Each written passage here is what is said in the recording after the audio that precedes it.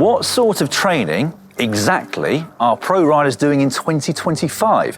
And is it that much different to 20, 10, or even 5 years ago? We're being told it is, and that's one of the reasons that riders are going so much faster now. But I wanted to find out if it's actually true. Steadily over the last 15 years, training science has, improved drastically. At the end of the day, sports physiology hasn't really changed. We're still humans, and a lot of the science-based research that has happened hasn't really changed. The demands of training have also been justified by the kinds of racing that's happening. Everyone's there for training, versus now every race there's somebody there peaking. When you put all of these together, you don't have one single variable that is the gold standard that tells you what's happening. You have to look at the overall picture. I don't know how many power meters I've got given from the team, but every single bike I get on has a power meter. He would be doing those sessions for 30, 40 minutes at 285, 290 watts. And that's evolved to the point where, he's now doing 310 watts for an hour.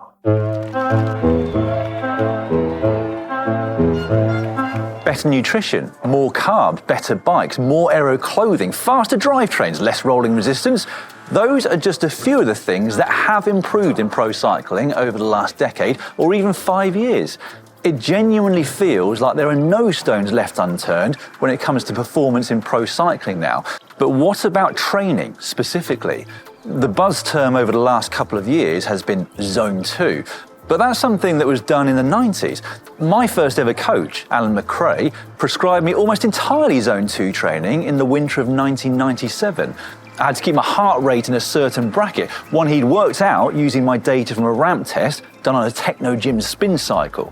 I was also reading an article on Velo magazine recently entitled Surprising New Training Techniques That Pro Cyclists Are Using in 2025. And it focused on the 40-20s that are doing it in pre-season training camps. That is to say, blocks of around 10 minutes where the riders go over threshold for 40 seconds, then spend 20 seconds recovering at just under threshold. But again, looking back at my own training, that's something that I did on the Cervelo test team training camp in January of 2010, and that I incorporated into my own training around the same time. So how much have things really changed in that period? As a first very broad question, what would you say are the biggest changes in the way that riders are training now versus, let's say, 15, 20 years ago?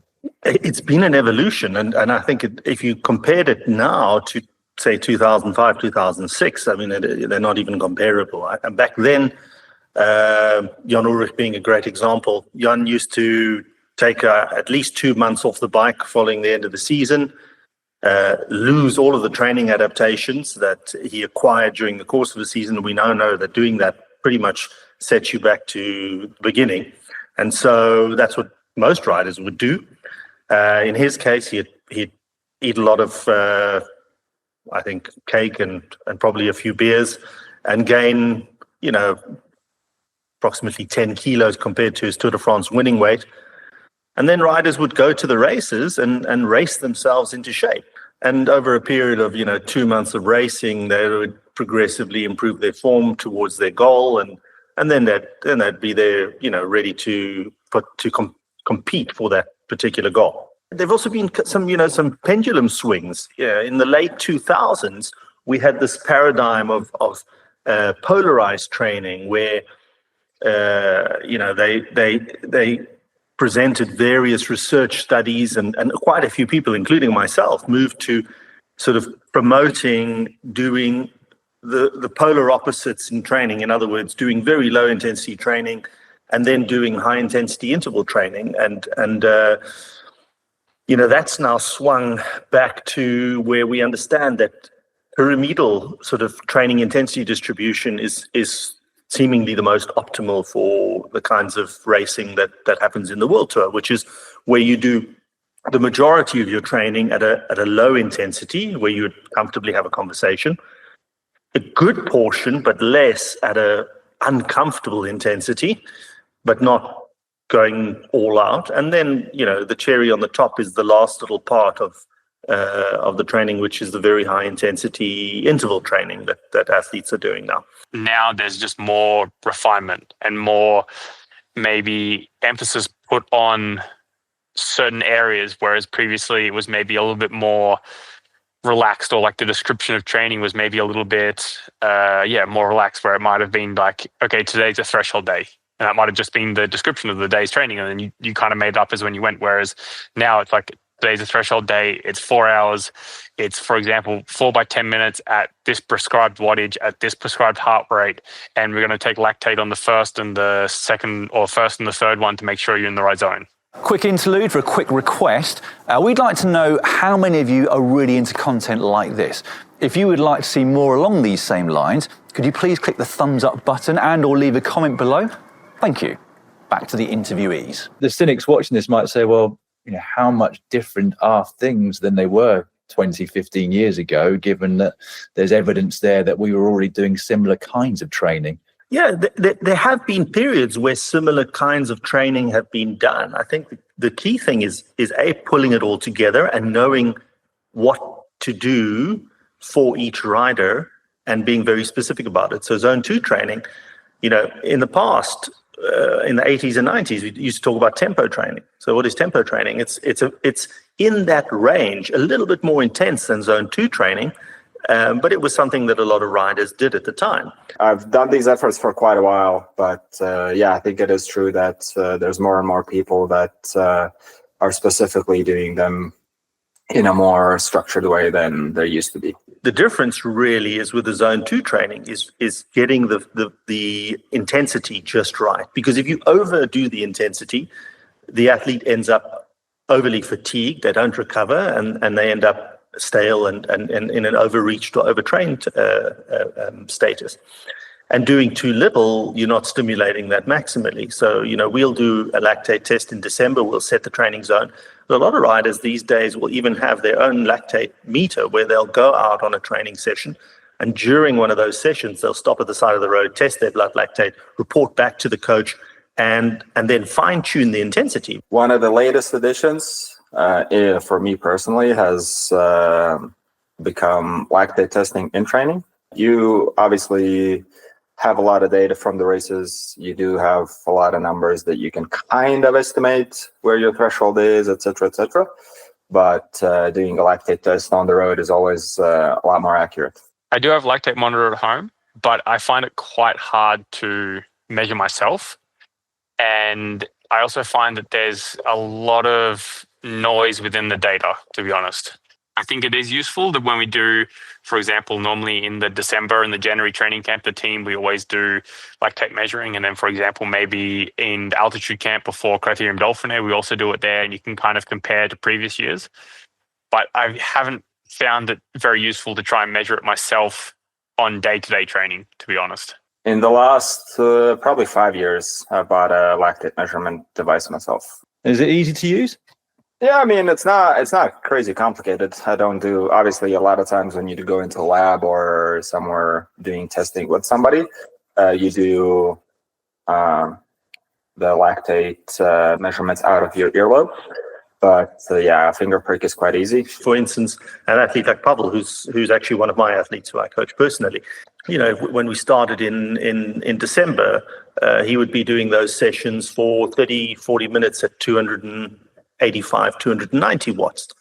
And that's evolved to the point where, he's now doing 310 watts for an hour. So, that's a good 5 to 8% change that you need to dial in from at a 10 to 15 day sort of interval period. And hitting that optimal is, I think, the key thing that we're doing now, using the science and instrumentation that we've got to be able to give the rider feedback on almost daily basis to really get that dialed in and reach their potential. When you come to sort of a January training camp pre-season, what would be a large number of hours to do in a whole week, and what would the longest ride look like in terms of duration? Yeah, so definitely a lot shorter and lower total duration than it was 20 years ago. a big week of training would now be in the low 30s. So, 30, 34 hours of training would be considered one of the biggest weeks of the year.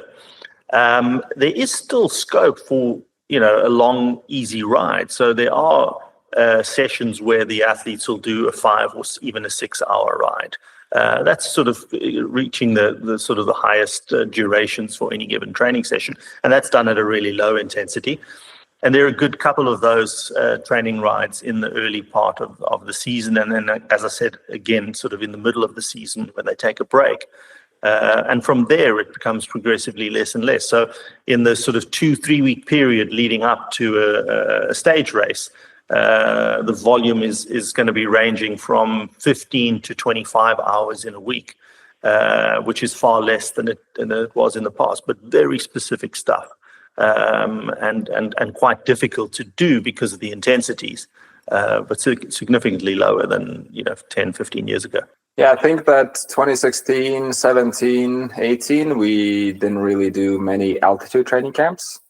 It was more just, if you want to do it, you can. For me, it's actually probably gone down with the amount of time I spent out of the house.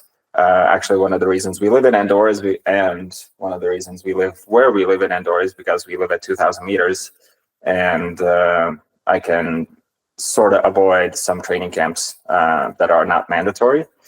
But overall, in general, I think that there is more and more time people spend away.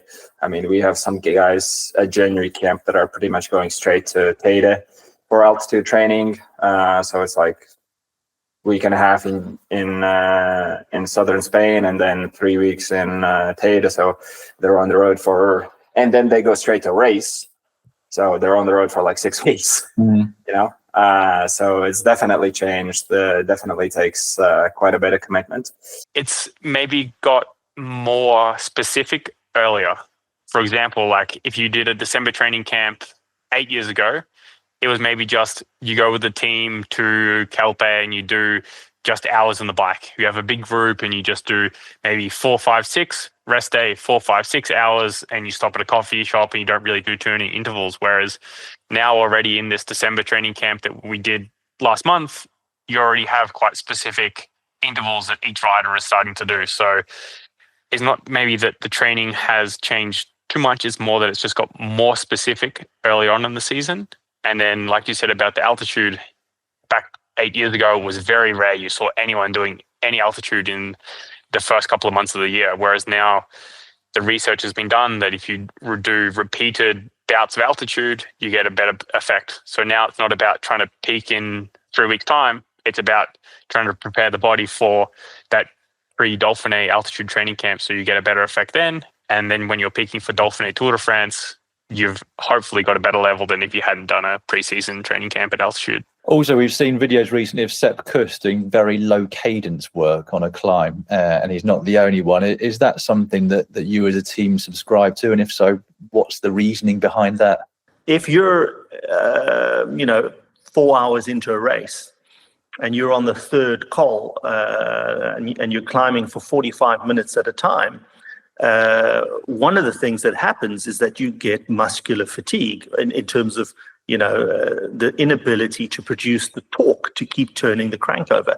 And that's also important when you get to steeper climbs. So when you get up to gradients of 12 or 13 or 14%, your ability to turn the crank over comfortably is something that is determined by your ability to produce torque.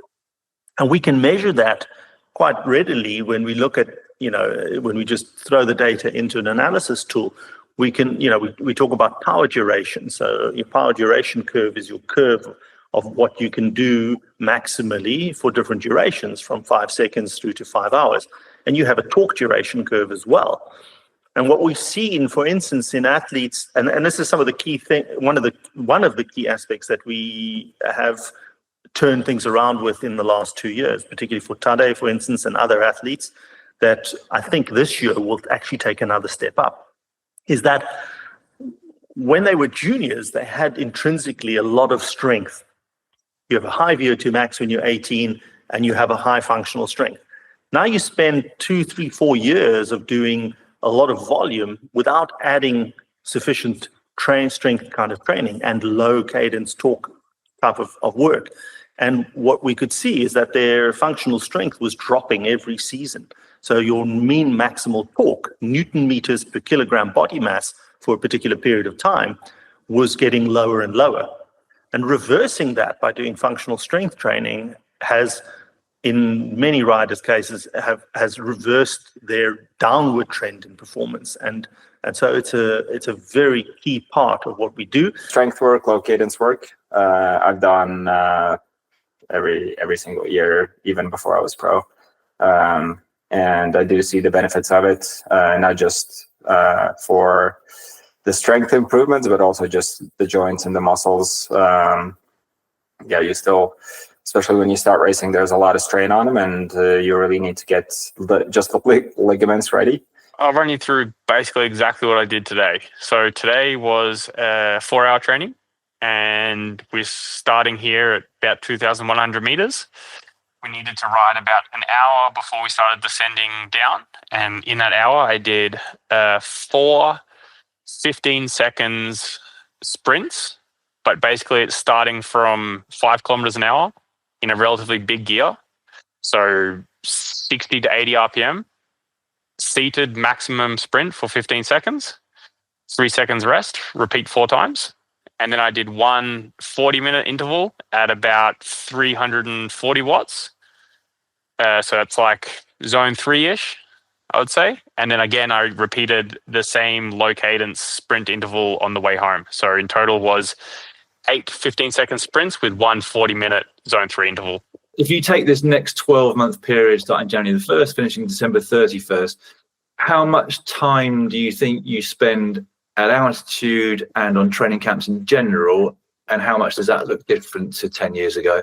So I think roughly if I do about between 75 and 80 race days, I'll spend in total, including those race days, about 150 to 165 days away from home.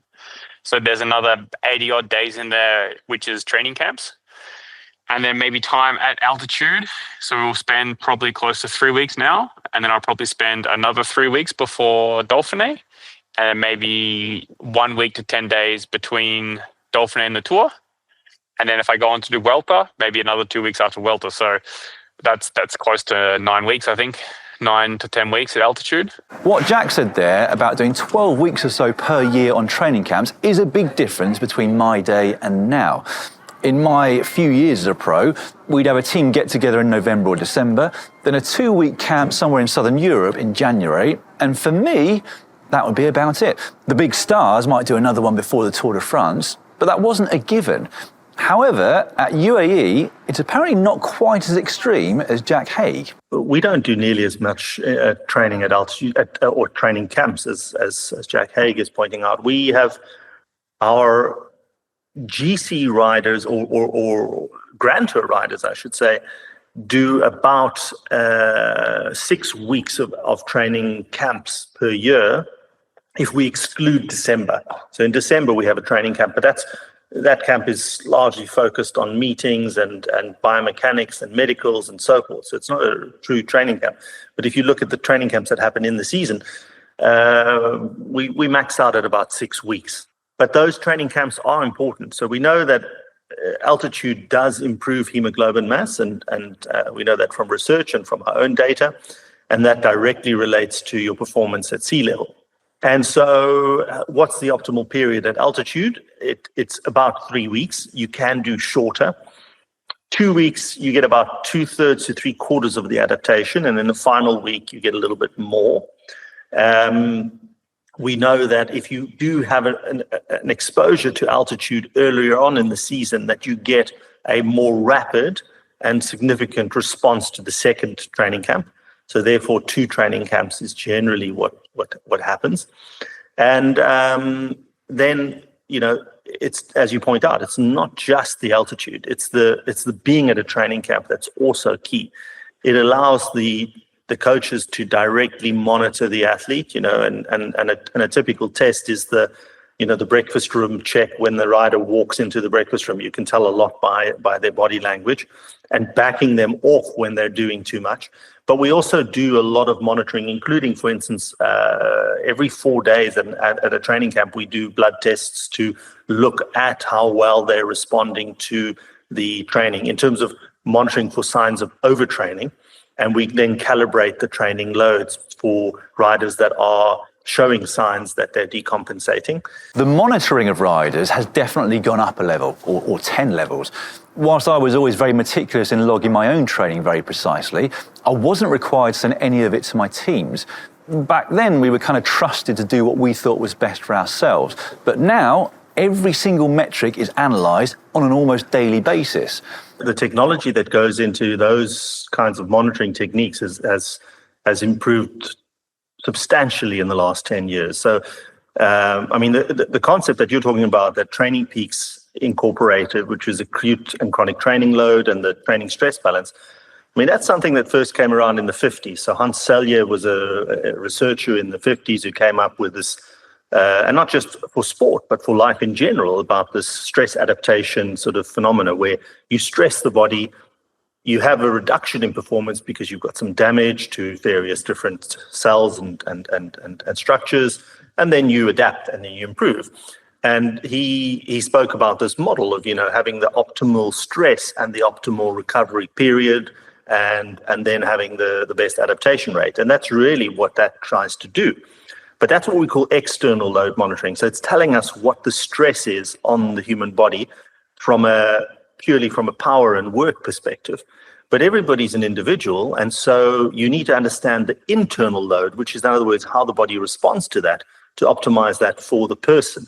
And that's where a lot of the research has happened. So, one of those variables is, for instance, heart rate variability. So resting heart rate and heart rate variability tell us, how well the body's coping in terms of the stresses imposed on it. You can then, and in fact, the research shows that the single most effective mechanism to assess how a person's responding to their training load is to ask them. You always have the fundamentals, which stay the same in training, but there's definitely been a massive shift into more monitoring and more, refined execution of those fundamentals. So, like, for example, I remember when I turned professional, we had power meters and everything like this, but it wasn't uncommon that you might have a training bike that didn't have a power meter, or your time trial bike didn't have a power meter. Whereas now, I don't know how many power meters I've got given from the team, but every single bike I get on has a power meter. And like every single time now with the Garmin's, everything gets uploaded more or less straight away as soon as training's finished for then the coaches to look at. Whereas previously, even with, I remember the SRMs back in the day, like they didn't even have GPS data. And now, like, we have GPS data to compare Strava segments or to compare intervals compared to what you did last year. And I think training has changed a lot, but those core fundamentals have generally stayed the same. I also spoke off the record to another World Tour coach about career longevity. There's a lot of speculation that pro careers now will be shorter than they used to be because they won't be able to maintain the intensity for that long. But it's just that at the moment, speculation. And we won't know the answer to it until this current crop of pros reach retirement age. If it's all you've ever known, perhaps it won't seem so hard as if your career has spanned the two distinct periods we've outlined in this video. I think you will tend to see slightly shorter cycling careers. Like this year, I'm turning 32. I'm 31 at the moment. And I all of a sudden start to feel quite old. Whereas only 5 years ago, I would have been considered sort of in my peak years when you look historically at performances and what age people are performing at. But also, I think now something that is quite hard, especially when you have a family, is there's more and more time away from home. And that's something that I start to see have an effect on myself. My son's now coming close to 4 years old, and it's becoming harder and harder to leave home. But I think I would see myself riding until I'm at least 35, and I would like to maybe, if I keep getting contracts and I keep enjoying the sport, until 37. At the end of the day, I quite enjoy the sport. I enjoy riding. I enjoy the racing. But it is true that the racing is getting maybe a little bit less enjoyable as it's getting harder and harder from start to finish of every single race that we seem to do. I was actually also thinking very much along those lines when I saw kids going pro at 19, 20 and hearing how they train and hearing how much they do already in under 23s versus my first power meter I had in under 23. So it was a very different sort of training and very different way of life. But at the same time, people are quite moldable and they get used to a lot of things. So now I'm not as sure as I was before that actually the careers will be shorter. I think that if that's what you know, that's all you live, that's normal for you. So it's not going to change actually the length of the careers. I think what it's going to change is just maybe how socially adequate people might be, because they're just going to be spending so much time like in that extreme lifestyle that post-career actually it might get more complicated to live a quote-unquote normal life. In conclusion, there have undoubtedly been significant changes to World Tour training these last years, but I describe them more as refinements. Monitoring is a much bigger thing. So everything from power outputs to lactate to weighing food to sleep metrics to blood glucose levels to core body temperature is now monitored on an almost daily basis. And that in turn means that everything can be tailored to riders on an almost day-by-day basis as well. The biggest difference though, in my opinion, is how much more time riders are spending at training camps. But the two things go hand in hand. Science and knowledge has come so far that training is a much better, more controlled and efficient way of preparing for a big event than racing itself. I really hope you found this video as interesting as I have making it. I've always been a bit of a training and stat nerd myself, and I would have lapped up all the technology that's currently being used. But maybe you feel it's taking something away from the sport, the instinct or the panache, the things that we older fans look back on with rose-tinted glasses. I'd love to know your thoughts. Let me know in the comment section just down below. And as I said before, if you'd like more content like this, give us a thumbs up. Thanks for watching.